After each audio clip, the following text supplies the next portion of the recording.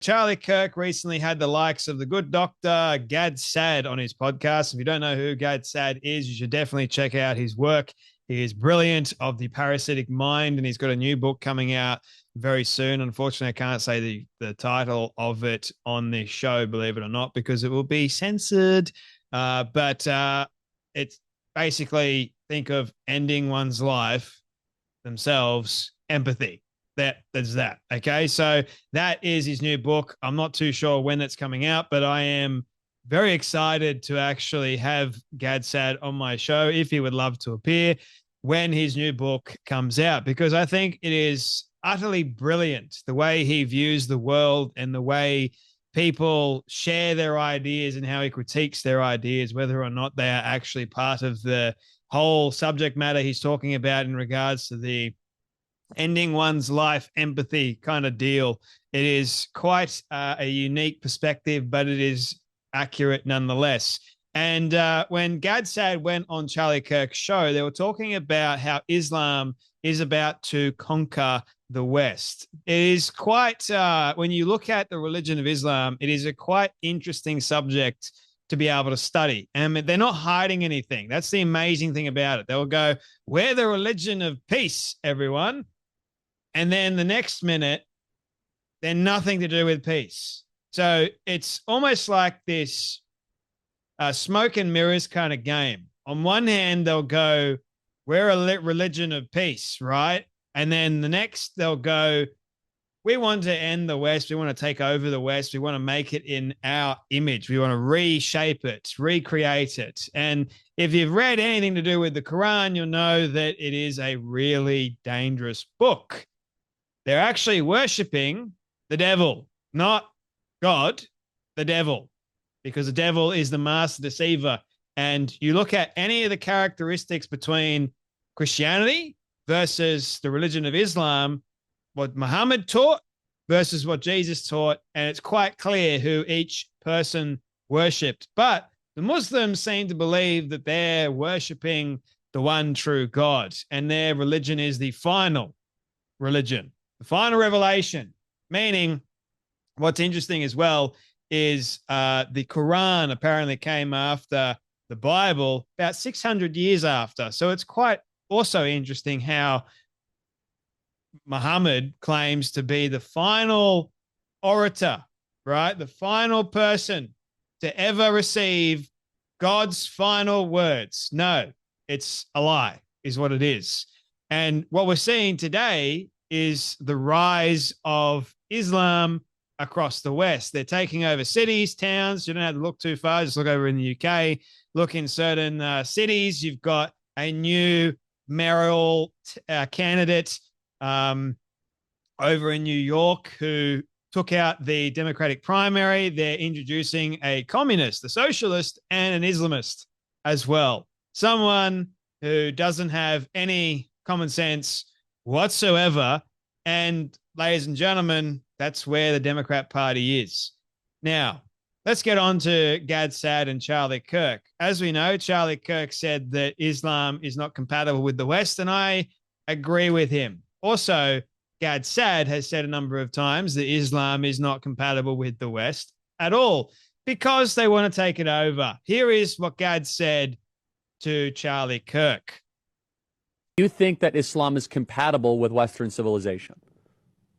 The short answer, no. Of course, millions of Muslims decide to ignore the incongruent elements of their religion. They're practicing cafeteria Islam, right? They're choosing the parts that they agree with, and they're ignoring the parts that they don't agree with. But once Islam becomes, never mind a majority, if it becomes a strong minority, we have 1400 years of history that tells us what happens to all of the foundational values that we hold dearly in the West, right? I mean, you don't have to, believe me, you could just study history, right? I mean, almost every single one of the 56 countries that I mentioned a few minutes ago started off with having zero Islam. And then you close and open your eyes, suddenly it's 99.9% Islam. How did that happen? In some cases, it takes 5 years for it to happen. In some cases, it takes 500 years to happen. But inshallah, it will always happen. I'll mention one other thing.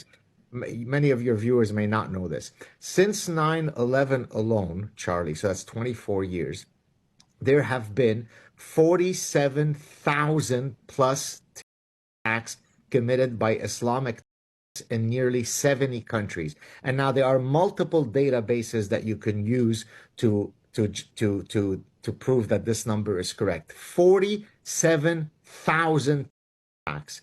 So that should give you a sense of whether Islam is compatible with the West or not.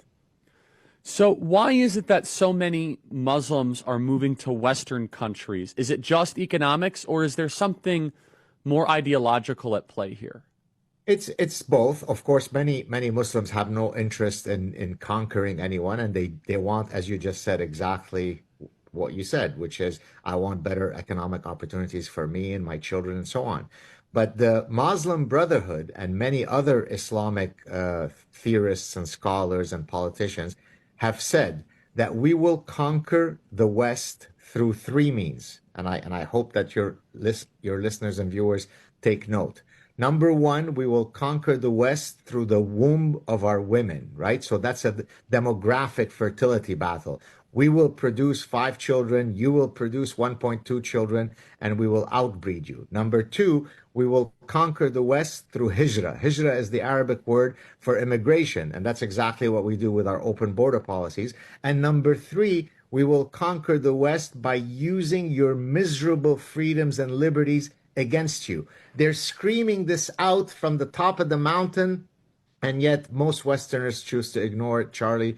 It is so galling. It is so frustrating. I escaped that world 45 plus years ago, and here it is now hunting me down. 47,000 terrorist attacks across the world. And yet we go, sure, you're a religion of peace. Welcome. You can look at the countries at the moment that are governed or run by Islamists, and you can see what's become of that country. You can see that women are significantly oppressed. We've been talking about Iran, the Islamic regime of Iran at the moment.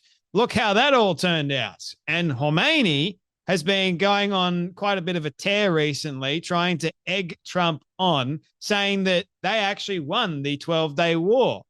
The level of delusion is truly astounding, isn't it? And recently I heard on the news that they're holding state funerals for the scientists of the nuclear program, as well as the generals that were killed by Israel, which is, again, interesting. And there was a woman that was interviewed, and she was not happy with Trump.